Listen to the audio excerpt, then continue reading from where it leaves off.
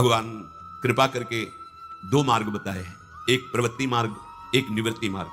निवृत्ति मार्ग उपासक का केवल पोषण हरि गुरु से होना चाहिए, केवल हरि गुरु से बस।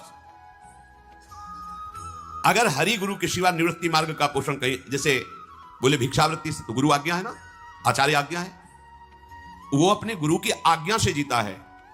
निवृत्ति परक जो उपासना है उसमें अपने जीने के लिए व्यापार करना, अपनी सुख सुविधाओं को पाने के लिए प्रयास करना, या किसी पारिवारिक संपत्ति पर अपना अधिकार जनाना, या परिवार का किसी तरह से सहयोग लेकर जीवन व्यतीत करना, ये निंदनीय है, निंदनीय है।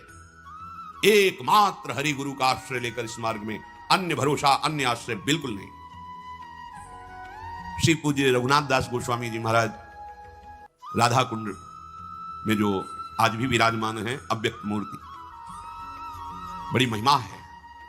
जब घर से भागे प्रेमावतार महाप्रभु चैतन्य देव के दर्शन के लिए नीलांचल जगन्नाथपुरी में गए, पिता ऐश्वर्य संपन्न थे। जब सुना कि विरक्त भाव से वहां महाप्रभु के चरणों का आश्रय लेकर रह रहे हैं, तो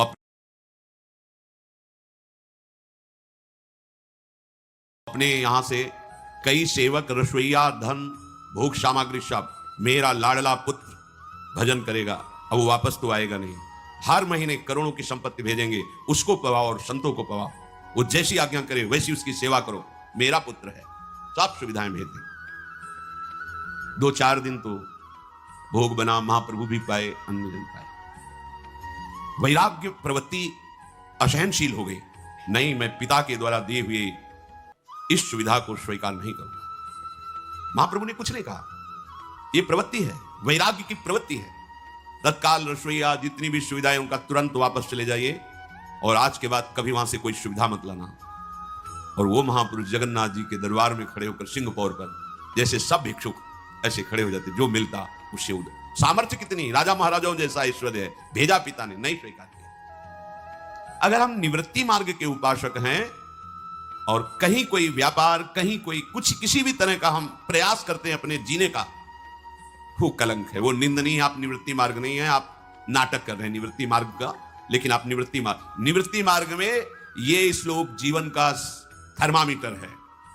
केवल केवल अनन्यस् चिंतयन्तो माम, बस तुम्हारा एक कर्तव्य है, एकमात्र श्री भगवान के भरोसे होकर महलों में रखे चाहे झोपड़ी में वास दें, भूखे रखे चाहे जैसे रखे, उनके ऊपर पूरा का पूरा भार एकमात्र, दूसरा कोई सहयोग नहीं। ऐसे करना तो केवल भिक्षान्न के लिए आदेश है, बस। अब वो दुशाला पहनावे या वो दिगंबर रखें, ये उनकी बात है। अपने ऐसे अगर कर दिए तो मंगवे भलो न बाप सो, जो प्रभु राखे टेक। प्रभु का भरोसा करने वाले निवृत्ति मार्ग के उपासक होकर ऐसे करते हो, तुम्हें लाज नहीं लगती? कहा वह मुआर दासा करे नरन के आशा, तो कहां रहा विश्वासा? कहां विश्वास तुम्हारा? इसीलिए कहा विवेक से भी बढ़कर विश्वास की क्षमता है। अनन्यस् चिंतयन्तु, एकमात्र। और इस प्रकृति की एक रचना है, तुम्हें बताएं, तुम जैसे जीने का निश्चय करोगे वैसे ही तुम्हारे को जीने को मिलेगा। तुमने सोच रखा है कि वृंदावन वास ऐसे थोड़ी हो जाएगा, बाहर जाकर व्यवस्था करनी पड़ेगी, तो आपको करनी पड़ेगी भाई। ऐसे वृंदावन तो रुपया होना चाहिए, व्यवस्था होनी चाहिए, तो आपको घर परिवार से लेना पड़ेगा। कहीं ऐसा ना हो कि हमें कहीं बाहर चले जाए, मर जाए, आपको बाहर जाना पड़ेगा। ये कल्पतरु है, मर चाहे जाऊं, कभी किसी के आगे हाथ नहीं पसारूंगा, पूर्व शरीर संबंधियों से कभी किसी तरह का सहयोग नहीं लूंगा, एकमात्र वृंदावनेश्वरी के आश्रित रहूंगा। अब मैं अपने प्राणों को समर्पित करता हूं, आज से कोई परवाह नहीं। तो आप देख लेना, खुद देख लेना, जीवन में ऐसी अद्भुत महिमा प्रकाशित होगी। बस हम लोग धोखे में फंस जाते हैं। कुछ तो करना पड़ेगा ना, करो। भगवान कह तो रहे, करो। अनन्यस् चिंतयन्तो माम, ये करो, और कोई चिंतन नहीं, केवल अपने आराध्य देव का। आगे वचन दे रहे हैं, भगवान कभी स्वप्न में भी असत्य नहीं बोले, भगवान सत्य स्वरूप हैं। अगर सत्य जीवन में उतारना है तो भगवत वाक्यों को मान करके बेपरवाह होना सीखो। कह रहे हैं योगक्षेमम वहाम्यहम, योग क्षेम का मैं वहन करूंगा। तुम्हारा एक कर्तव्य है, ए जना पर्युपासते, केवल तुम मेरी उपासना में जो लगे हुए हो, उपासना का स्वरूप है मेरा अनन्य चिंतन, अन्य नहीं, अनन्य चिंतन। क्या अनन्य चिंतन करना है? जो गुरु ने तुम्हें दिया है। पक्की बात समझो। कबीर साहब जी नाभि के साथ 72,000 नसें जो हैं वो डायरेक्ट जुड़ी, वो कह रहे हैं, गुरुदेव के भेद को जीव जाने नहीं, जीव तो आपनी बुद्धि ठाने। गुरुदेव तो जीव को काढ़ी भव सिंधु से, फेरी ले सुख के सिंधु आने। बंदी की दृष्टि सब फेरी अंतर करें, घट का पाट गुरुदेव खोलें। कहें कबीर नर देख भव सिंधु में, गुरुदेव समान कोई ना ही तोले। गुरुदेव भेद को जान गए हैं कि ये जीव क्या है, ये प्रकृति क्या है। वो जो बोले वही तुम मान लेना, क्योंकि तुम अपनी बुद्धि से जो जानोगे केवल प्रकृति को जानोगे। बुद्धि की रचना प्रकृति से हुई है और वो केवल प्रकृति को जानती, बस। और गुरुदेव जीव को भी जानते हैं और प्रकृति को भी जानते हैं। तो क्या करें? अपने मन की मत चलाओ, अपनी बुद्धि की बात मत मानो, गुरुदेव की बात मानो। क्यों? क्योंकि गुरुदेव तो जीवत्व से हटाकर भव सिंधु से पार करके प्रेम सिंधु में डुबोने की चेष्टा कर रहे हैं, और हम अपनी बुद्धि लगाएंगे तो फिसल करके माया के ऐसे गड्ढे में पहुंच जाएंगे जहां से निकलना कठिन है। गुरुदेव क्या करते हैं? अपने बंदे की दृष्टि को घुमा देते हैं। कैसे घुमा देते हैं? तुम्हारा कोई नहीं, ये संसार स्वप्नवत है, बिल्कुल असंग, बिल्कुल असंग। ये प्रलोभन इंद्रियों के भोगों का बिल्कुल मिथ्या है, एकदम सावधान। अंतर्दृष्टि में आ, बाहर दृष्टि बंद कर। बंदी की दृष्टि सब फेरी अंतर करें और घट का पाट गुरुदेव खोलें। कपट का पर्दा हटा दिया जो त्रिगुणात्मिका माया के द्वारा रचा था, और लाडली लाल का साक्षात्कार करा दिया। कहे कबीर नर देख भव सिंधु में, गुरुदेव समान कोई ना ही तोले। गुरुदेव के समान अगर तराजू रख के देखा जाए तो कोई नहीं है अपना हितैषी, क्योंकि भव सिंधु में डुबोने वाले तो करोड़ों मिलेंगे, लेकिन भव सिंधु से पार करने वाले एकमात्र गुरुदेव है। अब गुरुदेव के पार करने की जो बात है कि गुरुदेव कैसे पार करते हैं, तो गुरुदेव के पास एक अजब जड़ी बूटी है और वो दे देते हैं। उस अजब जड़ी बूटी का खेल ये है कि उसको सूंघते ही माया नागिन मर जाती है। वो जड़ी, कबीर साहब कह रहे हैं, गुरु मोही दीन ही अजब जड़ी, सोई जड़ी मोही प्यारी लगत है, ये अमृत रसन भरी, गुरु मोही दीन ही अजब जड़ी। काया नगर अजबीक बंगला, तामे गुप्त धरी, पांचों नाग 25 नागिन, सूंघत तुरत मरी, गुरु मोही दीन ही अजब जड़ी। या कारे ने सब जग खायो, पर ये सतगुरु देख डरी। कहे कबीर सुनो भाई साधो, ले परिवार तरी, गुरु मोही दीन ही अजब जड़ी। गुरुदेव ने मुझे अद्भुत जड़ी दी। क्या? नाम। नाम गुरुदेव ने जड़ी दी है। नाम, नाम से ही विशुद्ध ज्ञान, विशुद्ध वैराग्य, विशुद्ध भक्ति का जागरण होता है। नाम, नाम सदस्य केवल नाम, अद्भुत जड़ी। नाम के समान इस त्रिभुवन में कोई ना साधन है और ना कोई साध्य है। आपको हृदय की बात बताएं, पहले नाम लगता साधन है, पहले लगता नाम जप कर हम भगवान को प्राप्त करें, साधन लगता है। फिर एक ऐसी स्थिति आती है कि नाम साध्य बन जाता है, साधन शब्द हट जाता है। प्रभु मिले ना मिले, गति बने ना बने, कुछ इसकी परवाह नहीं रहती, पर नाम नहीं छूट सकता। किशोरी जू से भी प्यारा किशोरी जू का राधा नाम लगता है।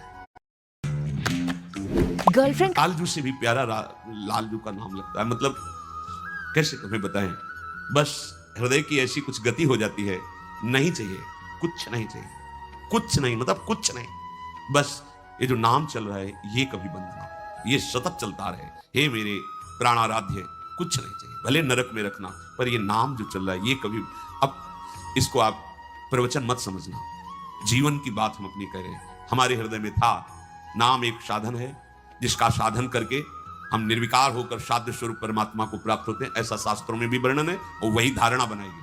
लेकिन बाद में जब नाम का परिचय कृपा प्रसाद गुरु कृपा से मिला, तब लगा कि नहीं, नाम साधन नहीं, नाम साध्य है। अगर नाम साधन होता तो हमारे साध्य देव ना जपते।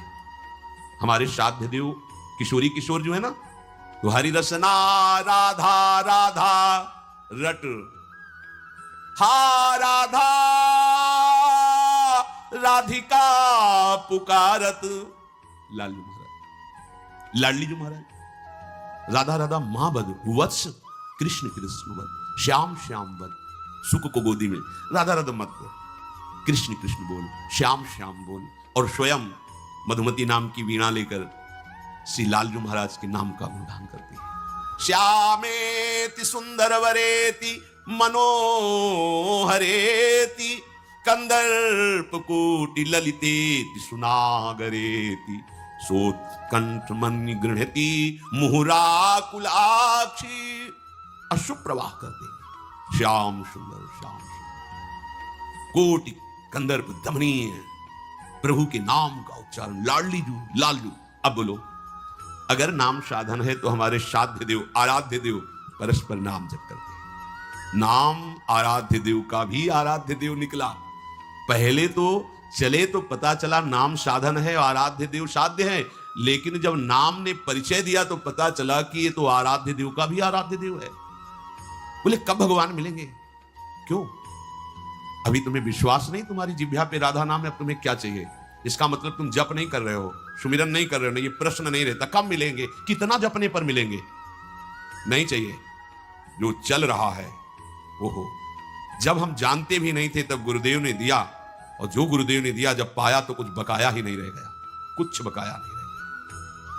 न नाम सदृशम ज्ञानम, न नाम सदृशम वृतम, न नाम सदृशम ध्यानम, न नाम सदृशम फलम, न नाम सदृशः त्यागो, न नाम सदृशः समः, न नाम सदृशम पुण्यम, न नाम सदृशी गति। नामैव परमा मुक्तिर्, नामैव परमा गतिः, नामैव परमा शांतिर्, नामैव परमः स्थितिः, नामैव परमा भक्तिर्, नामैव परमा मतिः, नामैव परमा प्रीतिर्, नामैव परमा स्मृतिः, नामैव कारणं जन्तुर्, नामैव प्रभुरेव च, नामैव परमाराध्यो, नामैव परमो गुरुः। नाम यदि आपकी जिह्वा पर चल रहा है और आपने पकड़ लिया कि परम सत्य वस्तु नाम है, इससे बड़ा कोई ज्ञान नहीं, कोई ज्ञान नहीं इससे बड़ा। बैठा लीजिए, ये जीवन की सार बातें हैं। नाम चल रहा है, अब आपको और कोई ज्ञान प्राप्त करने के लिए नाम छोड़ने की जरूरत नहीं है कि थोड़ा 4 अध्याय पढ़ लेते हैं अमुक ग्रंथ के तो क्या ज्ञान होगा। सच्ची मान, यदि तुम्हारे हृदय में नाम चलने लगा श्वास प्रश्वास धड़कन के साथ,